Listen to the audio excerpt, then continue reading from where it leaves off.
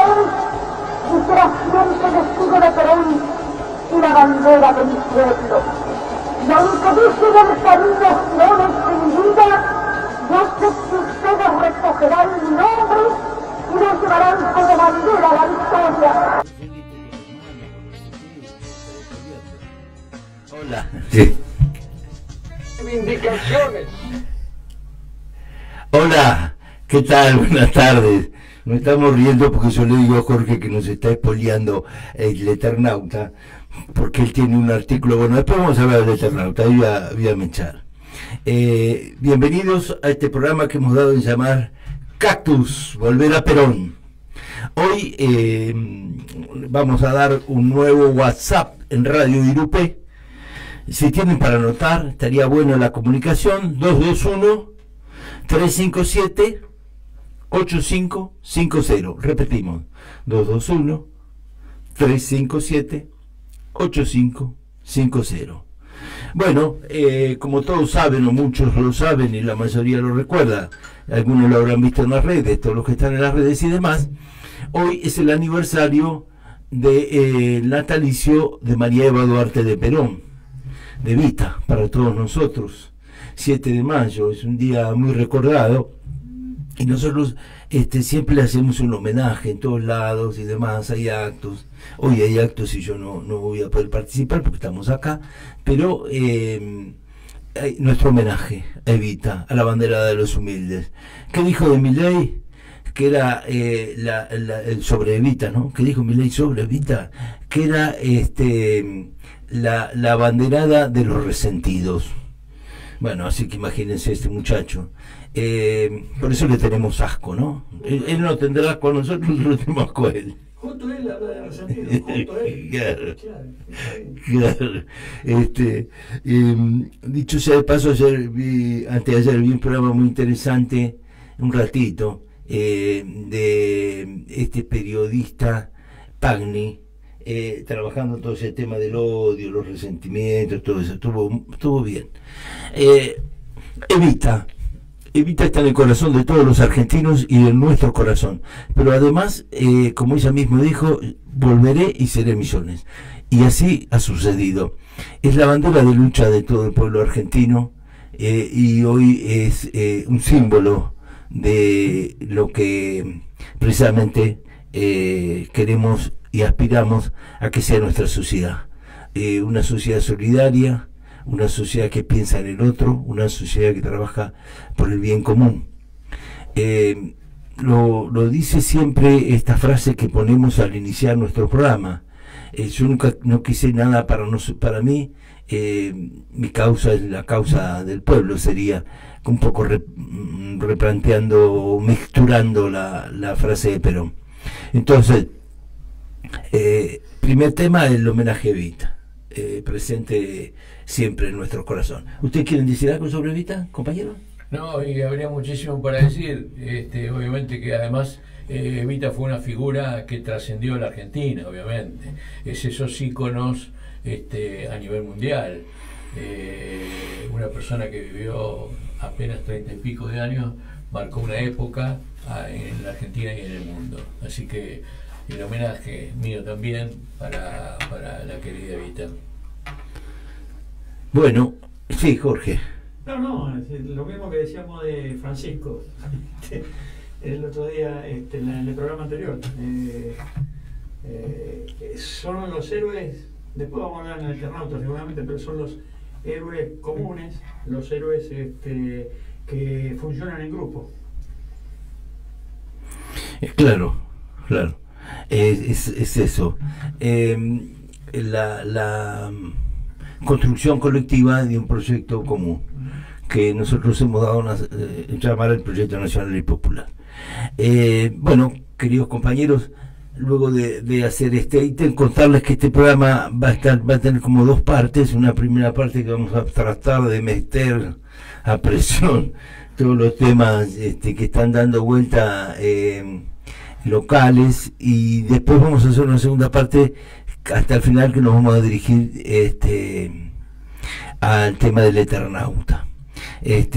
bueno, porque el Eternauta ha tomado una vigencia y una potencia, no solo en las redes sociales, no solo, bueno, en la cantidad de gente que lo ha visto y que lo ve, está número 1 en el mundo, sino que también en el tema político.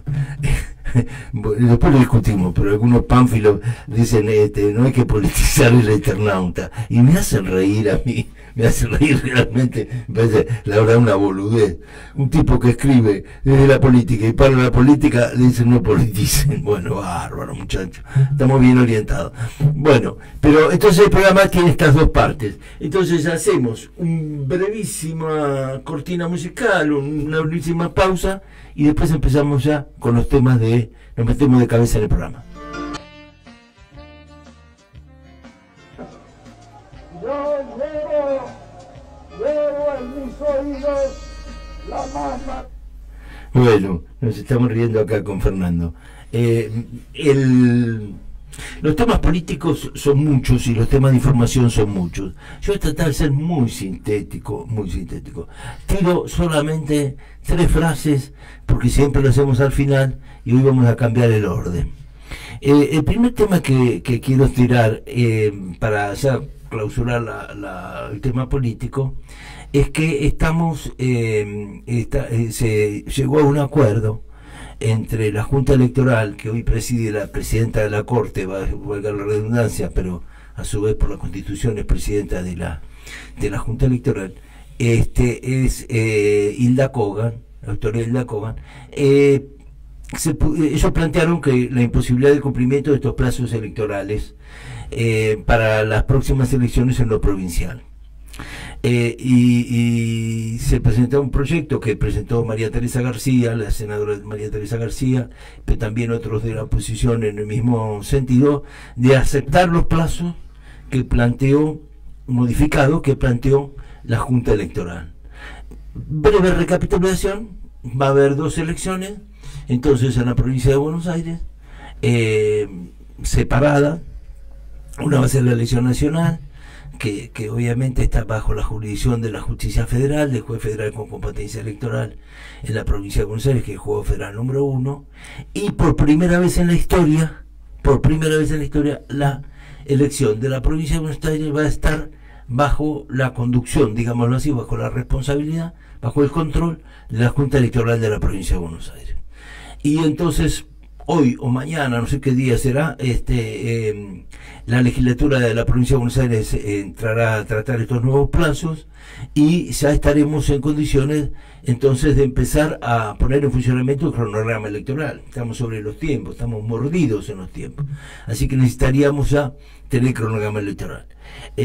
Pasamos a eso, a tener claro que se van a modificar los plazos y que lo sabremos esta semana, la semana próxima más tarde. Junto con eso decimos, desde lo político, hay una discusión todavía pendiente. Esa discusión pendiente se encuadra en el tema de, por un lado, la conveniencia política, y por otro lado, qué sistema se va a utilizar para las elecciones. Cuando digo qué sistema, no digo el físico, porque en la provincia de Buenos Aires se va a usar las boletas clásicas partidarias de papel en blanco y negro, y para la elección nacional se van a utilizar la boleta única, que es la que se ha aprobado a nivel nacional en el Congreso de la Nación. Pero hay una posibilidad todavía que en la provincia de Buenos Aires se ponga en vigencia lo que llaman las listas colectoras. Ustedes se acuerdan que las listas colectoras eran una especie de ley de lema, o sea, los distintos sublemas o distintas listas dentro de un propio espacio. Este espacio autoriza esas distintas presentaciones, y se puede presentar más de un candidato. Ustedes se acuerdan que a nivel nacional el Partido Justicialista llevó cuando fue electo Néstor Kirchner, se presentaron 3 candidatos a presidente de la Nación por la misma agrupación política, pero con distintas listas. Lo mismo podría pasar en la provincia de Buenos Aires. Hay una prohibición legal debería modificar entonces la legislatura provincial este tema. Así que estamos ya muy sobre las fechas, esto se resuelve muy próximamente. A mí me parece que las colectoras no van a llegar, sería deseable que eso pasara, porque se evitan enfrentamientos, se evitan problemas, y vuelvo a decir lo que he dicho en este programa, no han planteado cuál va a ser el sistema de selección de los candidatos, que como viene va a terminar siendo manu militari, lapicera mediante. Entonces esto evitaría esa situación. Pero en fin, no lo sabemos, pero queremos actualizar los temas como venimos haciéndolo permanentemente en este programa. Concluido este tema de difusión política, le voy a pasar, después retomamos, pero le voy a pasar la palabra a Fernando, que tiene una serie de puntuaciones sobre estas cuestiones que se han planteado en la comunicación pública. Pero hoy salió el tema Riquelme, miles de cosas permanentemente tenemos que ir seleccionando, recortar. Entonces, Fernando. Bueno, gracias Lucho, buenas tardes a todos, que estén muy bien y contentos de estar nuevamente en contacto con ustedes. Bueno, ha salido es un tema que siempre me gusta abordar por esto, parece tangencial, ¿no?, a la democracia, y no es tangencial, es nuclear. No de nuclear de energía atómica, sino nuclear de núcleo. Hace al sistema democrático, al devenir de nuestra democracia. Sabemos que nuestra constitución es una constitución liberal que propicia una libertad de prensa así en esos términos, una libertad de prensa liberal, y que los diarios en general, la mayoría, casi todos, salvo uno que lo voy a mencionar, son liberales proempresarios, y han condicionado seriamente a las comunidades en las que ellos se desempeñan. Hay un solo diario, para que vean ustedes la diferencia, y después no seguimos abundando más en ejemplos. El diario La Arena de Santa Rosa, La Pampa, es un diario que no es liberal, es un diario más bien de izquierda. Bueno, en la ciudad de Santa Rosa, La Pampa, es la que tiene la mayor cantidad de cooperativas de servicios sociales en la República Argentina. Tiene cooperativa de gas, cooperativa de luz, cooperativa de televisión, cooperativa de teléfono. Digamos, las empresas privadas no han considerado que ese era un lugar propicio para instalarse, para hacer negocios. Y influye mucho la existencia de un diario, porque concientiza. Imagínense si concientiza un medio de comunicación, que estamos todos, y a nosotros también lo vamos a abordar, el tema del Eternauta, de Osterheld, que aún en lenguaje encriptado, si se puede decir, porque era una historieta con mensajes encriptados que fueron descifrados por toda la sociedad, obviamente, ha podido concientizar a un montón de personas y ha influido políticamente en un montón de personas. Así que fíjense la importancia que esto puede tener. Yo quería referirme al quiebre, porque todo esto que yo les decía de la tendencia de los diarios y demás no es lo más malo. Ahora se ha desatado una guerra feroz entre los medios y este grupo de gobierno, que es un grupo de poder, y es el grupo de poder no de acá, simplemente de la Argentina. Y yo tengo una mala noticia para darles. En esta guerra entre los medios y los grupos de poder, Milei representando a esos grupos de poder, los dos son malos, y cualquiera de los dos que gane nos va a perjudicar. O sea, si ganan los medios nos van a perjudicar, y si gana el gobierno también nos va a perjudicar, porque todos, absolutamente todos, lo que persiguen son intereses personales. Pero hay o económico. Sí, personales que son económicos, obviamente. Yo quiero hacer referencia a un quiebre, porque esta situación es la que nosotros veníamos viviendo de los diarios que venían del radicalismo, que coexistían a su vez con diarios con páginas anarquistas y demás, hasta que después se produjo un gran desbrozamiento y se produjo un quiebre, que fue en el año 1975 76.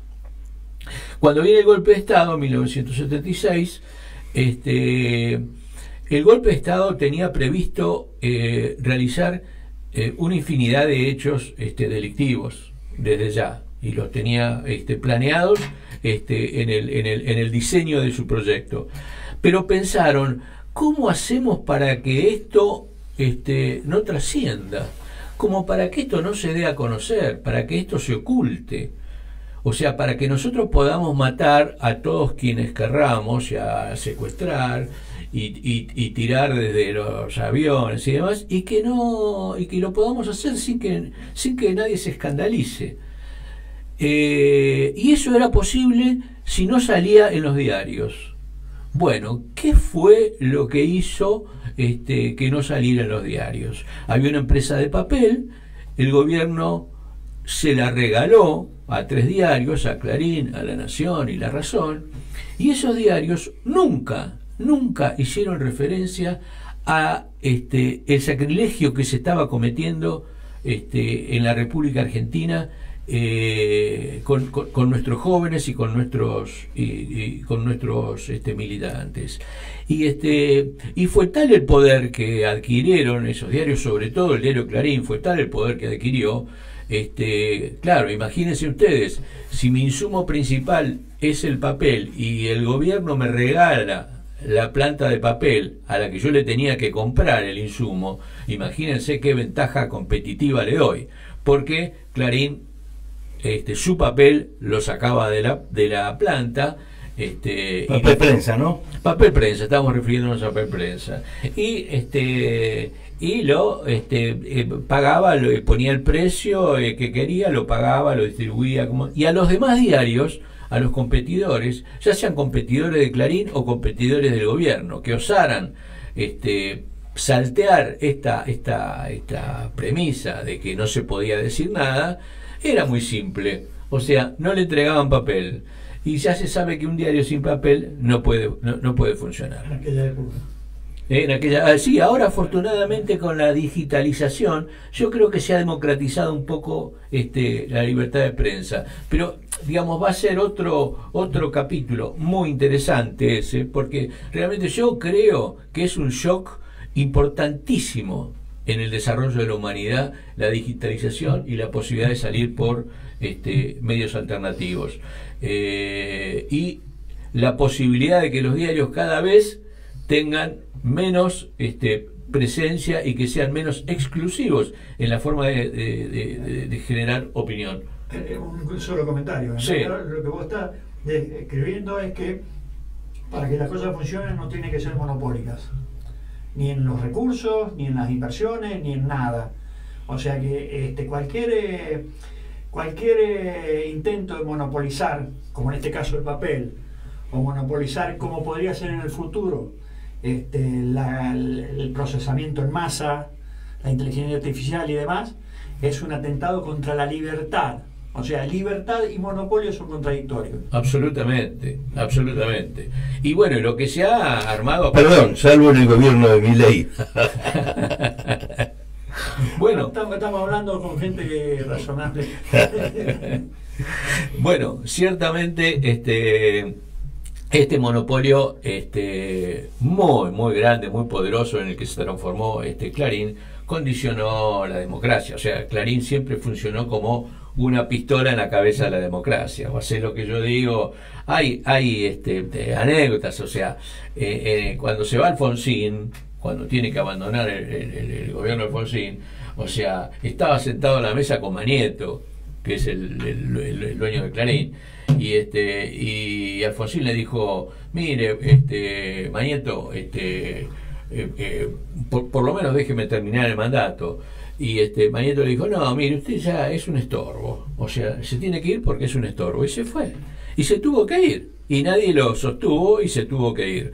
Y ¿qué había hecho a nivel patriotismo el doctor Alfonsín? No le había entregado las licencias de radio. O sea, si vos, el ejemplo mundial más puro que hay, que es que si vos tenés diarios, no podés tener radios en tu misma zona. Es el mismo sistema que hay en Estados Unidos, el mismo sistema que hay en Europa y demás. Pero acá en Argentina, o sea, no, lo quisieron hacer diferente. Entonces Manieto dijo, no, el sistema de los demás, no, yo quiero todas las radios y los canales de televisión. Bueno, y así fue que lo echaron a Alfonsín en este contexto. Vino Menem, y Menem le dio el Canal 13, le dio la Radio Mitre, le dio las FM, le dio todas las repetidoras del interior y todo lo demás. O sea, le dio todo lo que querían. Está la famosa anécdota, esa de cuando estaba charlando Menem con Manieto, y le pedía tantas cosas, porque además de darle la televisión, esto y lo otro, que además eran cánones que no se pagaban nunca, multas que jamás se pagaban, o sea, era todo, digamos, de regalo, era como juntar y juntar. Entonces Menem le dijo, pero Manieto, ¿usted qué quiere? ¿Ser presidente? Hombre, ser presidente es un cargo menor. La historia nos explica el poder de este hombre ya en ese momento. El poder es poder en tanto y cuanto te lo reconocen. Bueno, todos se lo han reconocido, lamentablemente, y tenemos que decir algo, como esto es una mesa de peronistas, tenemos que decir algo. El peronismo, o sea, también lo reconoció. Votó una ley de medios con el 62% de porcentaje en el Congreso, pero la aplicó en puntas de pie. Basta de andar en puntas de pie. O sea, la situación es tan grave que cuando accedamos al poder, tengámoslo presente desde ya, nunca más en punta de pie, porque a estos malandras, si uno va en punta de pie, no consigue desalojarlos del poder. Bueno, esta es mi referencia respecto de los medios, rápida, porque hoy tenemos tanto material que no quiero sacarle espacio a Lucho y a Jorge, que tienen cosas realmente interesantes para decirnos. Estamos en Radio Irupé. Le agradecemos siempre entonces, desde este programa que es Cactus Volver a Perón, le agradecemos a el Centro de Residentes Correntinos esta generosidad de que podamos tener este espacio de radio, que ha implementado un WhatsApp, la Radio Irupé, que es, si quieren anotarlo o si quieren tomar en consideración, los que no pudieron anotarlo aún, 221-357-8550. Este sería entonces el nuevo WhatsApp con que se va a manejar Radio Irupé, y nosotros obviamente en nuestro programa establecemos una comunicación con todos ustedes. Hay algunas cositas que quedaron pendientes. Yo voy solo a anunciarlas, pero me parece que hay que decirlo nada más, porque tenemos, vuelvo a decir, vamos a después internarnos en el Eternauta. Internarnos. En lo que ha sido el fenómeno de la semana, ¿no es cierto? Muy bien. Perdón, una cosa, si me disculpa nada más. Claro. Este año, en el 2024, fue el primer año desde que está la industria del cine en la Argentina que se cerró todo el año sin que hubiera una sola producción cinematográfica argentina. Nos quieren brutos, nos quieren tontos, nos quieren sin cine, y nosotros tenemos mucha capacidad para hacer cine. Esto lo está demostrando. Y lo estamos demostrando. Y esa producción que salió un par de millones de dólares, la gente de Netflix estaba sorprendida, porque es una producción que no se puede, según ellos, no se puede hacer por menos de 30, 40 millones de dólares. Entonces yo lo que quería solamente telegráficamente decir, hoy una nueva marcha de los jubilados. Usted acompañó, ¿se acuerda que nosotros estuvimos el otro día con uno de los dirigentes de este movimiento social? Estuvimos entonces con ellos vía telefónica, pero quiero decir, usted los va a acompañar. Hoy van a estar los jubilados con la marcha, deben estar ahora en esta circunstancia. Y no podemos extrañarnos al tema también internacional de hoy, que es la elección del Papa. Comenzó el cónclave en Roma, ya hicieron la primera votación, entonces estamos con la expectativa que tiene todo el mundo de ver cómo sigue esto, que se resolverá en 2 o 3 días. Hubo fumata negra hoy. Muy bien. Eso, simplemente. Bueno, simplemente eso, era tirar 2 o 3 temas que nos podíamos extender, pero no lo vamos a hacer en el día de hoy.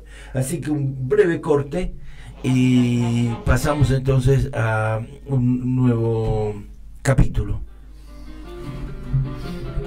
No le pase. Jorge arranca entonces con el tema del Eternauta. Estos bloques va a ser dirigidos al Eternauta directamente. Gracias. Jorge. No, me surgió una inquietud recién cuando hablábamos con Lucho, y es la siguiente. Él usó el término spoilear, que yo me voy a permitir no usarlo porque para mí sigo usando las expresiones nuestras, que no me cuenten el correcto, final. es correcto, es correcto. Estoy cansado de escuchar expresiones en inglés para cosas simples que en castellano las tenemos incorporadas y las hemos usado siempre. Ahora nos volvemos modernos y Te hago una breve interrupción. En la traducción que hacen del Eternauta, en vez de Islas Malvinas, en vez de Islas Falkland, ponen Island Malvinas. Sí. En inglés, pero ponen Island Malvinas. No sé si digo bien. Es un muy buen detalle, y sé que la traductora hizo una explicación sobre eso, sí, pero no la conozco. En realidad lo que me pasa con el Eternauta a mí es que yo leí hace muchos años la historieta, y en estos días la volví a releer. Claro. Siempre me pareció extraordinariamente rica, sobre todo los personajes, analizando los personajes. Y me parece que es una historia que por un lado es local, porque se refiere a lugares fácilmente reconocibles para todos nosotros, pero en el fondo la historia es una historia universal y es una historia atemporal. Es simplemente... pero enraizada en Buenos Aires, en Argentina. Por supuesto, bueno, y bajo un marco muy particular, que es el de la ciencia ficción. Esos mismos personajes podrían estar redactados, presentados como personajes diarios, y uno los reconocería muy fácilmente. Por ejemplo, los hombres robots. Por eso no quiero contar el final, no quiero contar cosas que no han aparecido en esta primera parte de la serie. Yo en realidad me resisto normalmente a ver estas cosas. Los robots aparecen al final, ya, aparecen en el último capítulo. Bueno, sí. bueno. Esos son fácilmente reconocibles hoy, los hombres robots. Gente que se ha embrutecido por tener un telereceptor, que hoy lo podemos ver rápidamente en un celular y en las redes, y que es capaz de tirar contra sus semejantes, nada más que porque se ha embrutecido. Bueno, esto ha perdido su capacidad de discernimiento, de razonamiento. Bueno, esta figura, quiero decir, la historia se podría narrar en tiempo presente, y una historia no de ciencia ficción, una historia real. Bueno, la serie, como está planteada, el Eternauta, en esta interpretación, digamos, que se ha puesto ahora en consideración, es una serie que tiene mezclada temas de actualización, por ejemplo, la guerra de Malvinas. Por supuesto. En la original eran gente, porque seguramente alguien va a contar después como toda la historia de las sucesivas ediciones de esta historieta, pero en la original, en la del año 57, el ejército venía a ayudarlos. parte del ejército que se había salvado del cataclismo los venía a ayudar. Después eso fue cambiando. Es decir, hay detalles de la historia que no solo se cambiaron en la historieta, sino que obviamente que con la realidad pueden tener alguna pequeña diferencia. Pero los personajes, la esencia de los personajes son reconocibles hoy en día. Y quizás te diría hasta más, porque antes había que hacer un esfuerzo para reconocer la capacidad de embrutecerse a partir de lo que se leía en un diario, a partir de lo que se escuchaba en la radio. Hoy el celular es mucho más parecido al telereceptor ese que lo colocaban. Bueno, pero encuadremos desde el principio. Yo lo que quiero decir es, me parece un intento fenomenal, espectacular. Yo confieso que vi solo los primeros 2 capítulos, porque me cuesta mucho ver películas o ver videos hechos sobre obras originales, sobre libros que ya leí. Claro. Porque es lo mismo que cuando uno viaja. El paisaje que uno vio en la fotografía nunca es exactamente el mismo. Y uno le queda gusto a poco cuando ve el paisaje después en la realidad. Pero es un problema mío en todo caso. Por supuesto que hay que verla. Lo que digo es, si tienen la oportunidad, lean la historia completa. Así nadie les puede decir lo que vos, Lucho, decías.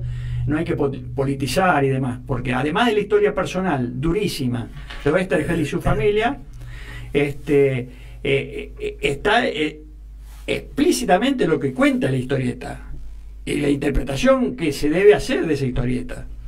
Entonces, a mí en lo personal, el mejor resumen que puedo hacer de la historieta de Oesterheld es que, en coincidencia con algunas cosas que comentamos en algún diálogo que tuvimos varios programas atrás sobre la esclavitud y los medios cómo funcionan los medios en la fragmentación social y demás, ¿te acuerdas? Sí, claro. Me parece que está describiendo el mismo fenómeno, el fenómeno del esclavo y el esclavista. Esto es lo que está describiendo, y todos los personajes intermedios en esa relación o no relación entre el esclavo y el esclavista. Entonces, bueno, aparece al final de todo quién está atrás de todos estos personajes, que es Helios, le llama Helios. Sí, pero vendría a ser la contracara de nosotros. Después hago algún comentario cuando hablemos de las ediciones que se hizo con cada una de las ediciones, cuando se hicieron y demás. Pero una cosa más, que cuando uno relaciona el año en que se escribió cada una de esas ediciones, por ejemplo esta, la original, que más o menos debe ser 1/3 o algo así del contenido de la original, lo que está reflejado en esta temporada de la serie, fue escrita en el año 57. Sí, claro. En el año 50, y paralelamente él escribió Operación Masacre. Era la resistencia peronista. Paralelamente él escribió Operación Masacre. O sea, digamos que Claro, Rodolfo Walsh escribió paralelamente en esa exactamente, contemporáneamente, digamos. Exactamente, eso quiere decir, pero son dos escritores que pertenecían al mismo campo popular, escribiendo historias, una muy realista y basado en hechos reales, y otra de ciencia ficción que le daba el marco a todos esos hechos reales. Por lo menos es así como lo veo yo esto. Entonces, yo creo, mi recomendación es, lean la historieta. Por ahora, si quieren, lean solo la primera parte y lean la versión del 57, que la hizo él con Solano López. Después vemos las otras ediciones, porque la edición del 76, la segunda parte del Eternauta, ya cambia bastante, si bien describe lo mismo, pero ya ahí la situación política es otra y se refleja en la historieta. Entonces, eso es lo que quería comentar. O sea, serían los dos enfoques. Bueno, lo escuchamos entonces ahora a Mauri, que nos va también a hacer un enfoque sobre esto. Quiero decirles que Mauri, si bien hace política internacional acá, también es un experto cinófilo. Bueno, igual que el hijo de Fernando, ¿no? Que se dedica al cine. Agustín. Buenas a todos, todas. Sí, bueno, esta ha sido un momento muy esperado. El Eternauta no solamente es una de las más grandes historietas argentinas de la historia. Argentina tiene una historia muy rica en cuanto a cómics, en cuanto a historietas. Muchas veces se quiso adaptar el Eternauta, no era fácil porque es una historia cara de hacer. Yo debo admitir que cuando vi la serie, obviamente no voy a contar mucho, yo pensé que la serie había salido 80 millones de dólares y me enteré que salió 15. O sea, es mucho más, o sea, yo pensé que era mucho más cara de lo que realmente era. Y como dentro de lo que es la industria nacional en cuanto a cine, es una proeza realmente haberla logrado. Si vamos a pensar un poco en la figura de Oesterheld, es importante no solamente hablar del Eternauta, sino también hablar de sus otras obras. En la década de 50 y de 60 fue la época dorada de la historieta en Argentina. Es donde aparecen muchos personajes importantes como Mafalda, como Paturuzú. Y en particular, Oesterheld había sido el escritor principal de lo que podríamos llamar el cómic de aventura. Había tenido otras obras como Bull Rocket, como Ernie Pike, y como el Sargento Kirk, que para mí es la mejor, sacando al Eternauta, que es prácticamente una especie de cómic podríamos decir, de vaqueros, pero que en realidad lo que está contando es el Martín Fierro. Es como una especie de norteamericanización del Martín Fierro. Es una obra un poco no tan recordada, pero muy notable realmente de Oesterheld. Y recién lo que contaba Jorge, lo que escuchaban cuando hablaban de no politizar, obviamente que es imposible hacerlo en cuanto a lo que es el Eternauta. Principalmente porque con decir que es del año 57 casi es estar diciendo todo. Es justamente 2 años después del bombardeo de la Plaza de Mayo. Y en una obra que es profundamente metafórica en todos sentidos. Primero y principal, se ha escrito mucho sobre el Eternauta. Muchos le han dado muchos distintos significados a la famosa Nevada de la Muerte. Una nevada que es una especie de preludio de la verdadera invasión. Es la forma en que los invasores atacan primero para debilitar a las fuerzas terrestres y después invadir. Muchos le han dado una interpretación de que está representando el bombardeo del 55 a la muerte, principalmente porque, como todo bombardeo, es una violencia que no tiene reglas, mata a todos por igual. La Nevada de la Muerte, nadie se salva. Y después empieza el ataque en serio, como pasó en el bombardeo, que 2 meses después la fusiladora toma el poder. Y después, como muchos de ustedes decían, los famosos ellos, los ellos nunca aparecen en la obra. Yo quiero, espero que la serie continúe, tenga más temporadas, pero yo creo que una cuestión muy clave es que los sellos nunca tienen que aparecer. Porque nosotros no conocemos a los sellos, no conocemos al verdadero enemigo, nosotros conocemos a los esbirros de ellos, que son distintas razas marcianas que ellos colonizaron y obligan a atacar a la Tierra. No son malos per se, son esbirros de ellos, están manejados y están esclavizados por los... es una metáfora extraordinaria de lo que es el poder real. El poder real nosotros no lo conocemos. Nosotros conocemos a los que aparecen. Milei no es el poder real, Milei es un esbirro. Milei está más cerca de los cascarudos que de los ellos. Está más cerca, bueno. Sí. No, está más cerca del personaje ese de los manos, pero después eso lo vemos después. Sí, los manos que aparecen ahí, bueno, no voy a decir nada. Pero en ese sentido, ustedes no sé, sabían que bueno, el Eternauta tiene una segunda parte que yo todavía tengo pendiente de leer. Yo solamente leí la primera parte, que esa ya se escribió estando en plena dictadura. De hecho, Oesterheld la escribió desde la clandestinidad.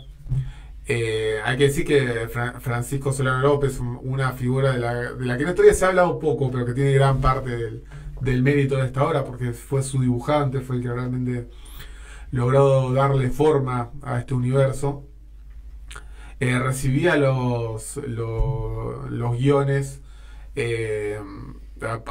por medio de terceras personas que se conocían y que se los acercaban, y en muchos casos incluso eran directamente por teléfono.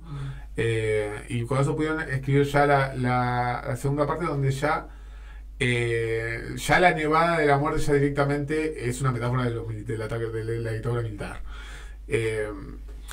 Entonces, lo que tienen las obras como El Eternauta es que, así como pasa con el Martín Fierro, con el Mio Cid, con las grandes obras de la historia, siempre dicen cosas nuevas. Siempre se las puede reinterpretar. Y yo creo que la adaptación de Bruno Estañaro es el revisor de Ocupas. De hecho, hay muchas referencias a Ocupas en la serie. No solo la logra traer a la actualidad, sino que con más fuerza que nunca. Hay muchos cambios, se toman muchas libertades el autor. Algunas de ellas bastante entendibles. Por ejemplo, quizá la figura de la esposa de Juan Salvo en la década del 50 tiene un rol mucho más emocional y más de cómo era la concepción de la mujer en esa época. Pero que sí está hablando de un tiempo en el cual hay un pueblo que está siendo atacado, y una vez más por seres que realmente no conocemos.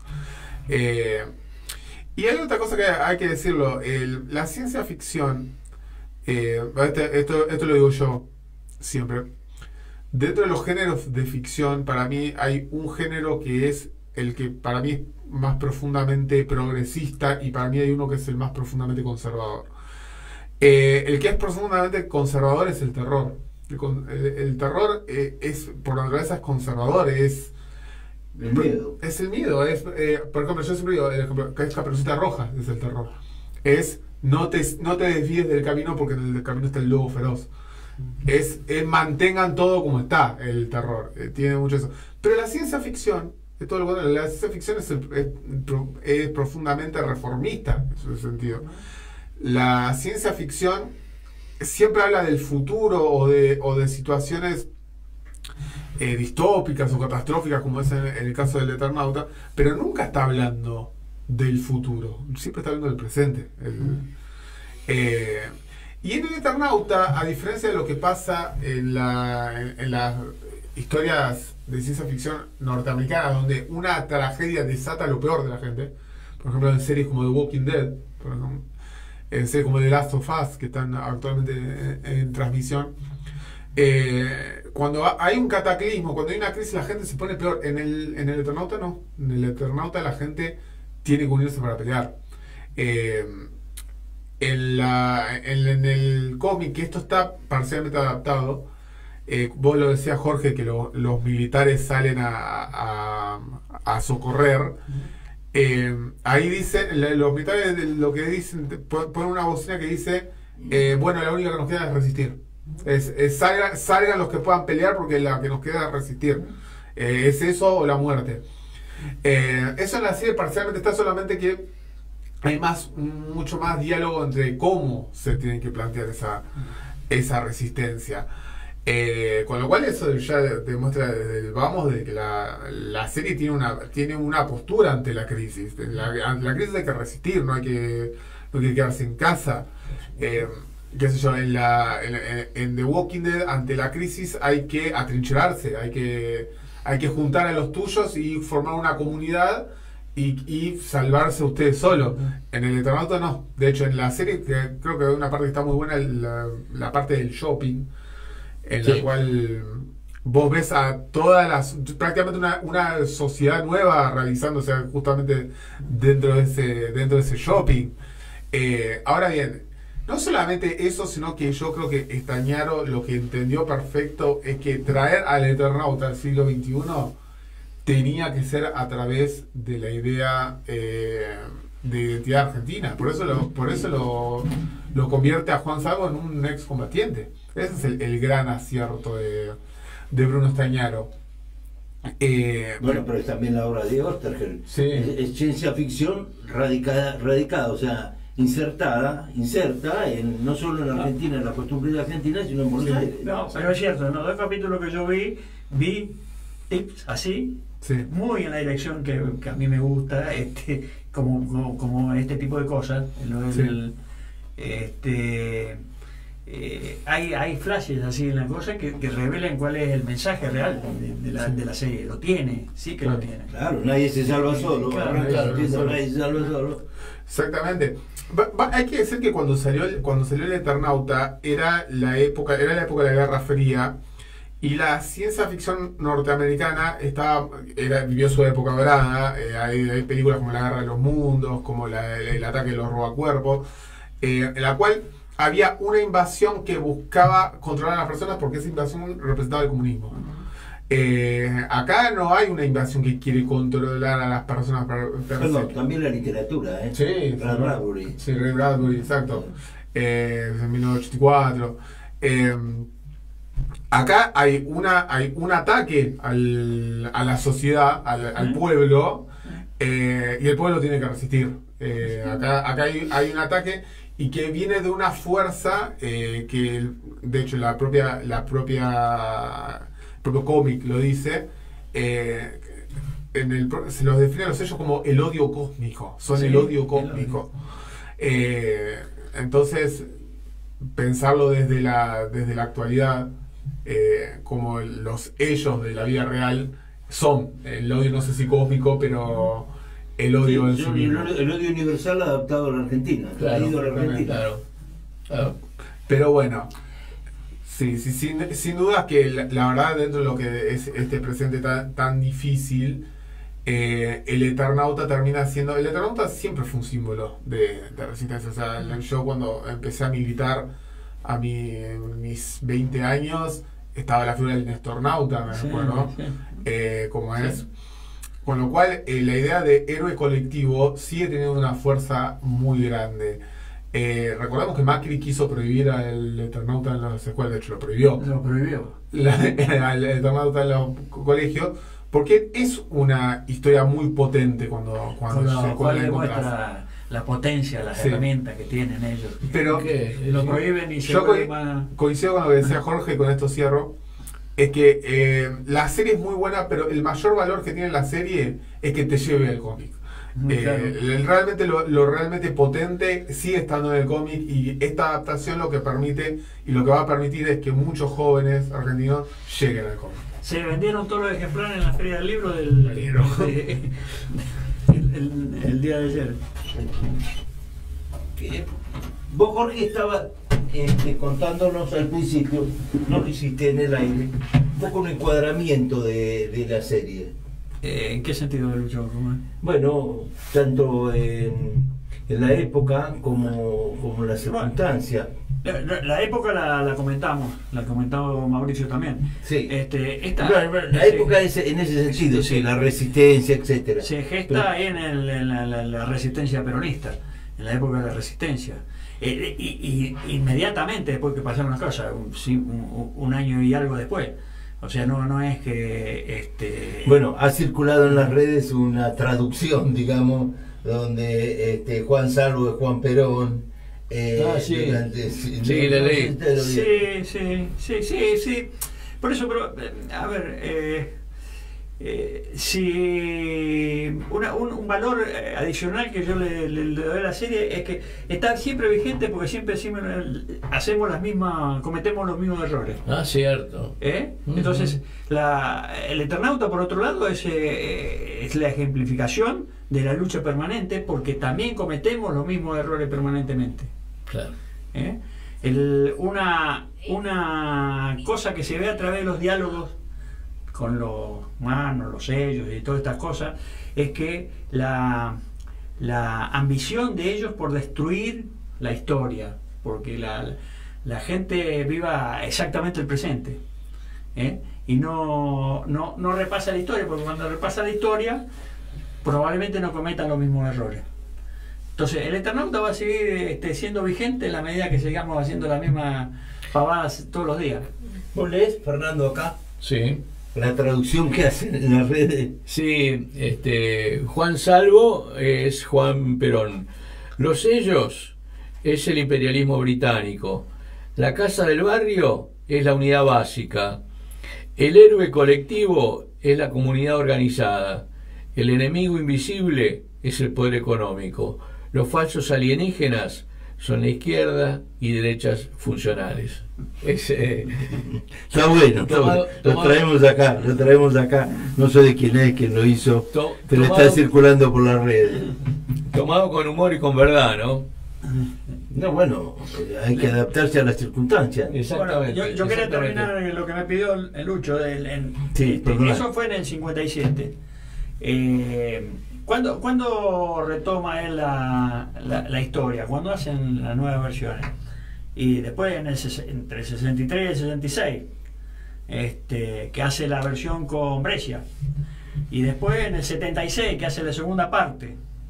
Y después hay varios intentos más de Solano López, de algunos dibujantes más, de seguir haciendo cosas en base a fragmentos sueltos que él había dejado, pero que nunca se llevaron adelante.